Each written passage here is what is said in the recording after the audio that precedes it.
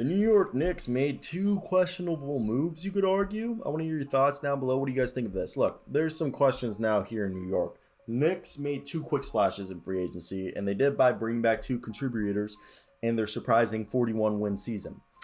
3-year deal for $30 million for Alec Burks, and a 3-year $32 million deal for Nerlens Noel. The Knicks came into free agency with about $50 million in cap room. They've spent about 40% of that, okay? And they get a shot maker and a playmaker who thrives as a scorer off the bench in Burke. And then Noel is a defensive cog for them who was great for them once Mitchell Robinson went down. But the price increased twofold on them. The combined last year they made $11 million, and now they're paying them combined $20 million.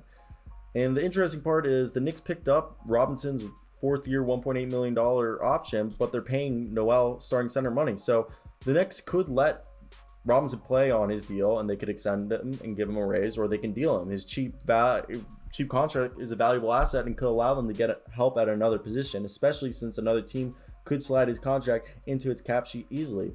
The Knicks are only paying $12.5 million total for their two centers in Robinson and Noel, but it does make you think, like, why did they sign Noel to be a $10.7 million a year backup? Hell no. Now, the Knicks are it's very interesting, and I think this is a team that will allow them. I think this shows that either Mitch Robinson is going to be a trade option soon, or Nerlens Noel and Mitch are going to fight for minutes, and we might see one of them dealt at the trade deadline. They might come at the trade deadline being, maybe we trade Noel to a team that needs a center because he has this contract and it'll be good to get other players.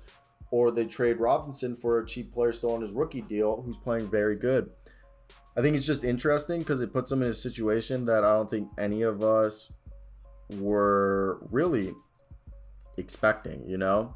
I think we're sitting here and we were like, all right, I think the best thing was we thought maybe DeMar DeRozan or a big fish was going to land down in New York. But the fact that they brought back these guys, it's not a bad thing. It means they brought back players that they believe are key pieces to the roster, which is important. It's always important to bring back players that you believe are important to the team's success, okay? Because if you didn't, then you might not have the same record as you did this year. You might go into a rebuild, okay?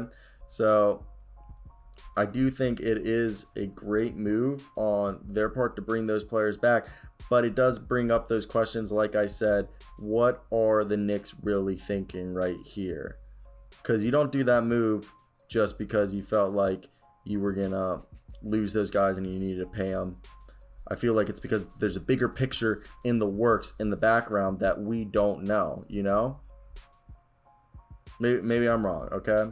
So I don't know if you guys just heard the child behind me, and she did a little like shaky shake. I don't know why I called it a shaky shake, but hey. Doug McDermott on the San Antonio Spurs was interesting, and he was a guy that I thought the New York Knicks should have gone after, okay?